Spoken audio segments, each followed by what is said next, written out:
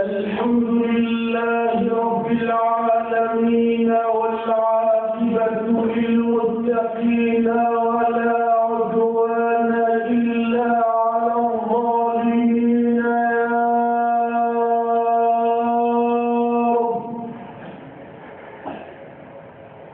يا رب نسألك باسمك الأعظم الذي إذا دعيت به أجبت وإذا سئلت به أعطيت وإذا استعذت به أعنت وإذا استرحمت به رحمت وإذا استعطفت به عطفت.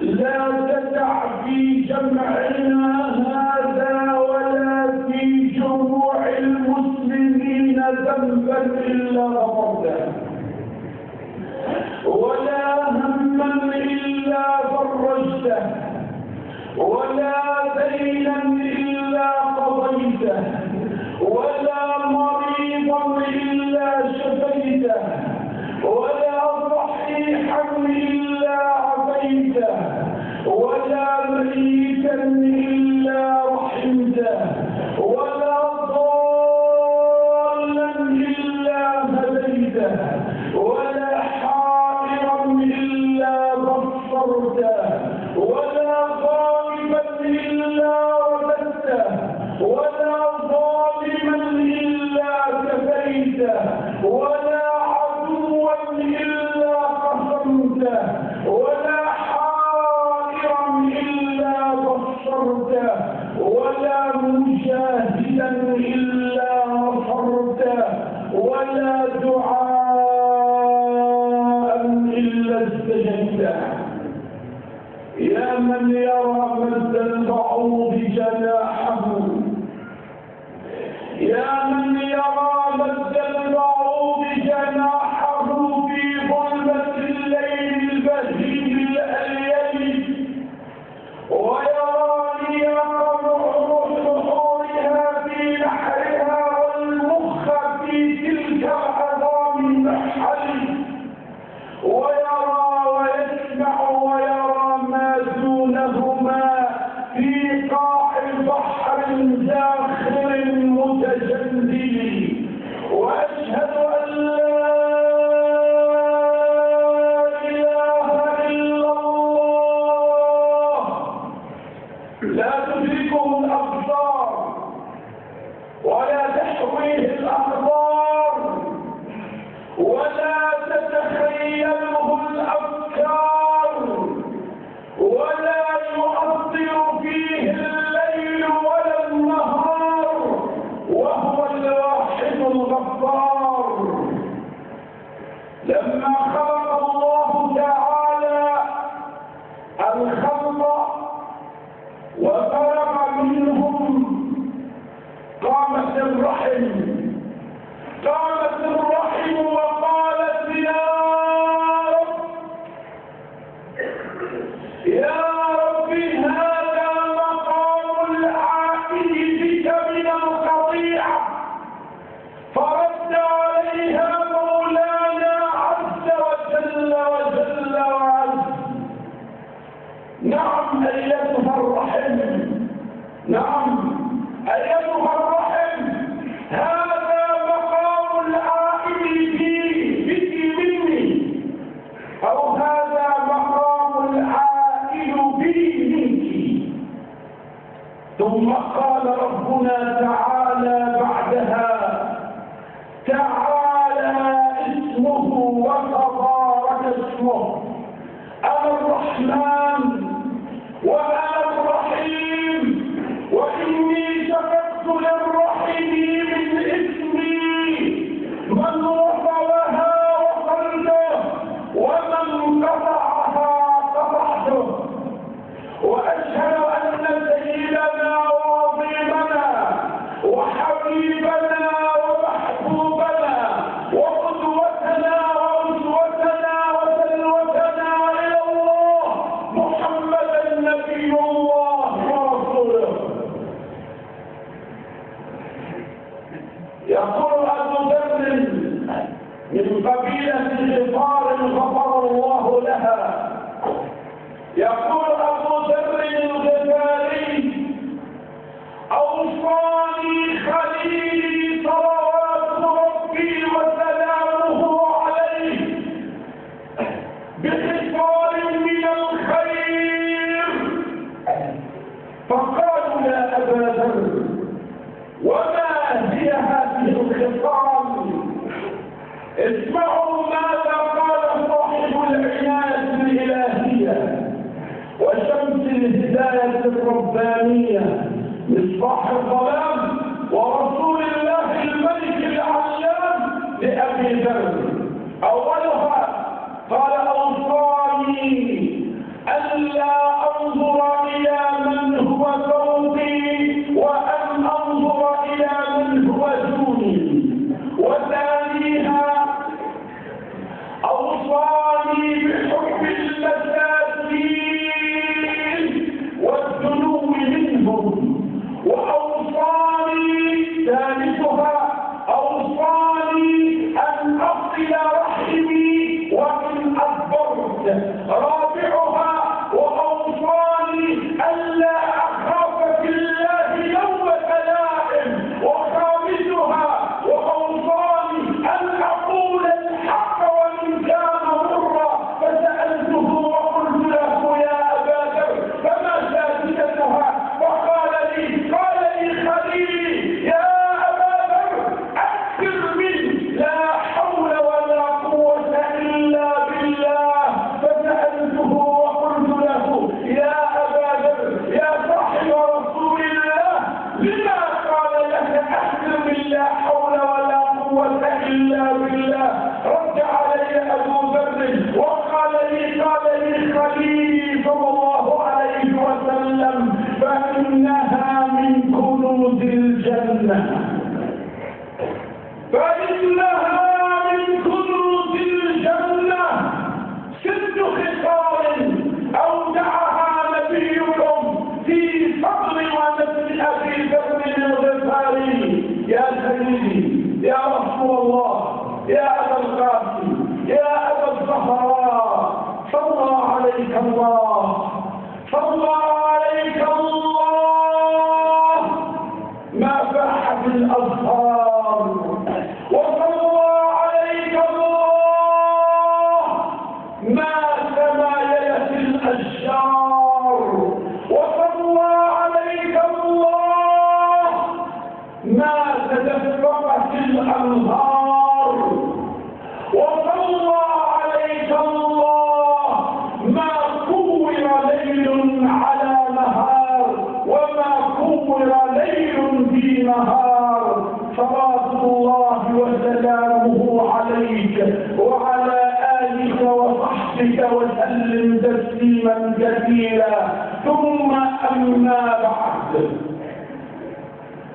من مدرسة الأنبياء والمرسلين والصالحين، ومع الدرس 33 بعد 100 الأولى، أذيع خطبة اليوم من سورة سيد المرسلين وإمام المتقين وحبيب رب العالمين وشفيع المذنبين محمد صلى الله عليه وسلم. اسمعوا ماذا يقول، اسمعوا ماذا يقول لكم ربكم. فهل عسيتم إن توليتم أن تفسدوا في الأرض وتقطعوا أرحامكم؟ أولئك الذين لعنهم الله. أيها السادة، لقد سوى الله تعالى بين اثنين: من أفسد في الأرض حلت عليه لعنة الله، ومن قطع رحمه فقد استحق لعنة الله. اقرأ قول الله تعالى مرة أخرى: فهل عسيتم إن توليتم أن تفسدوا في الأرض وتقطعوا أرحامكم؟ اسألوا أهل اللغة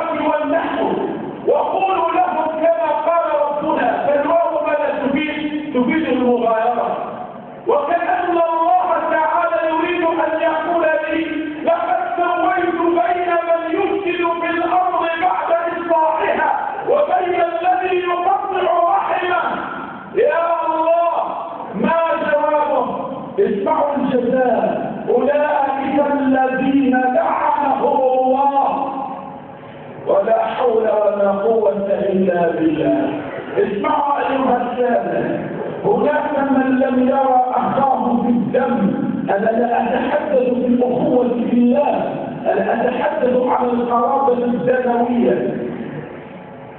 هناك من لم ينصر أخاه ضربان. كم لديك؟ يوم؟ كلا. يومان؟ كلا. ثلاث؟ كلا. 3 أسابيع؟ كلا. 3 أشهر؟ كلا. بل سنين وسنوات، من أجل شيء ربما حفر بينهم. واسمعوا أيها السادة الأعزاء، هناك من لا يعرف عمه. لما؟ تسأله لما؟ يقول لا شيء بالله. لا يعرف جده ولا جدته لأبيه وأمه، ولا يعرف عمه ولا عمته ولا أولادهما، ولا يعرف خاله ولا خالته ولا أولادهما. وإن علوا وإن نزلوا تقول له لما؟ يقول لك هكذا: لم أرى أبي يذهب إلى أخيه فأنا أيضا لا أذهب إلى عمي. واسمع ماذا يقول لك النبي. أيها السادة الأعزاء، إني رأيت في هذه البلدة وأنا أعيش بين جنباتها من لم يعرف بل لا يعرف أخاه، وهناك من لا تعرف أخاها. العكس صحيح. واسمعوا ماذا يقول لكم النبي صلى الله عليه وسلم. حديث رواه الإمام البخاري والإمام مسلم من حديث عبد الرحمن بن صخر الجندي الملقب بأبي هريرة رضي الله عنه وأرضاه. أسمعنا يا أبا هريرة ما سمعته من خليلك وسيدك محمد فيقول لنا: من كان يؤمن بالله واليوم الآخر فليصل رحمه. يا الله. وإذا لم أصل رحمي إلى الإيمان بالله ولا باليوم الآخر، يقول النبي صلى الله عليه وسلم في حديث رواه الشيخان البخاري الجعفي ومسلم البيضاوي من حديث أم المؤمنين عائشة تقول: قال لنا النبي صلى الله عليه وسلم: الرحم الذي تجمع الأحوال والأعمام، الرحم متعلقة بالعرش. أي عرش؟ أي عرش؟ عرش ربك. عرش من؟ عرش ربك. الرحم متعلقة بالعرش، تنادي كل يوم: يا رب سلما وقرني واقطع من قطعني. اتق الله يا رجل، اتق الله. لا تعرف عمك واخاك، اجعلها في الله. واسمع ما رواه الشيخان اعتقد من حديث جبير رضي الله عنه وارضاه انه سمع النبي يقول: لا يدخل الجنة قاطع، لا يدخل الجنة قاطع. ما تنظر انفسكم في الأعياد التي فتح الله بها عليكم، ما تزوروهم من أكثر الأسبوع، ما تزوروهم من الأفراح ولا في الأفراح، لا تسألوا عنهم. فاسمعوا ماذا يقول النبي صلى الله عليه وسلم. أيها السادة، سمعت أن النبي صلى الله عليه وسلم قال في حديث أخرجه الإمام أحمد في مسنده: عقوبة ذنبان يعجل الله بهما العقوبة في الدنيا. قلنا له: يا رسول الله وما هنا؟ فقال لنا: الظلم أي البغي، وقطيعة الرحم. وأنا قرأت وتذكرت وأنا أحدثكم الآن 3 يعجل الله بها العقوبة في الدنيا قبل الآخرة. أولهما عقل الوالدين، فإنه سيحصل على العقوبة في الدنيا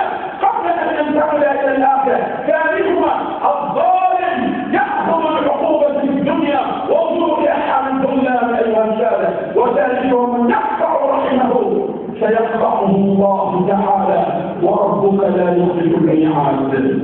وفي الأخير سبق من قال إذا قل مالي فلا خل يصاحبني، إذا قل مالي فلا خل يصاحبني، وفي الزيادة كل الناس خلاني.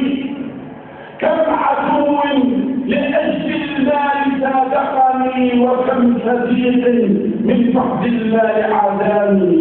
أخيرا الصلاة والسلام على سيد الأرض صلوات الله وسلامه عليه.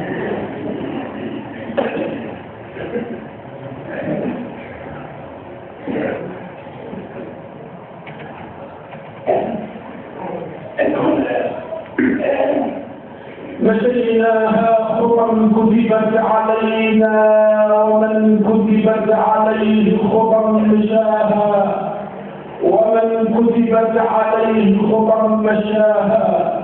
ومن كانت منيته بأرض فليس يموت بأرض سواها. رب أمر ترتجيه شر أمر تشتهيه، قد بدا المكروه منه وخفى المحبوب فيه. أيها السادة، سأحرم على مدينة الخلافة الراشدة لدقيقة واحدة. لنا لقاء مع عقبة بن عامر.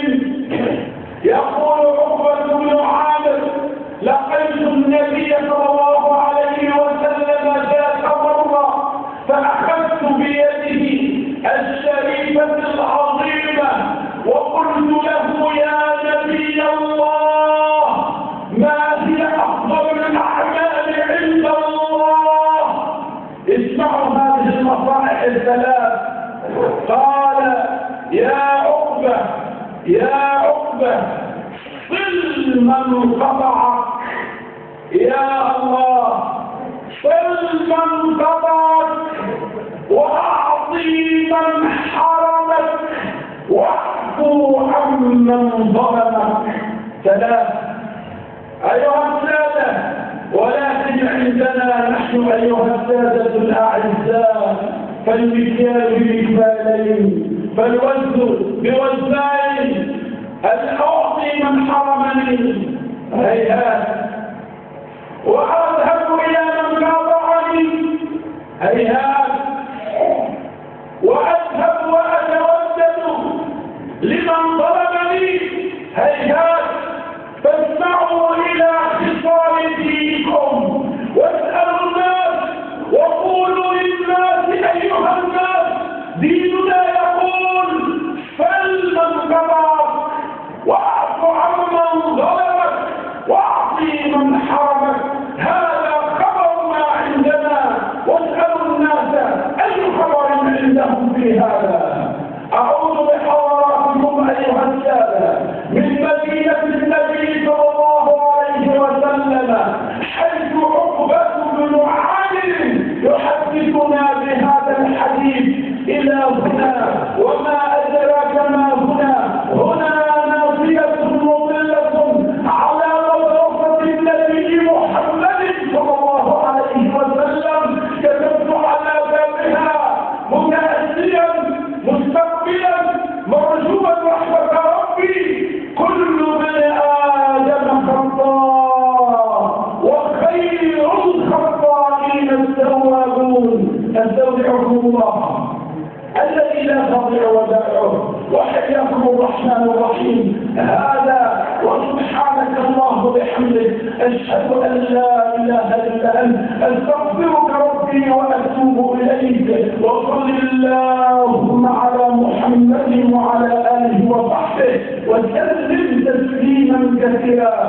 سبحان ربك رب العزة عما يصفون، وسلام على المرسلين، والحمد لله رب العالمين. يسكت الشعر حينما القرآن معجزات وحكمة وبيان، ينطق الكون والملائك حتى مجلسا قد أضل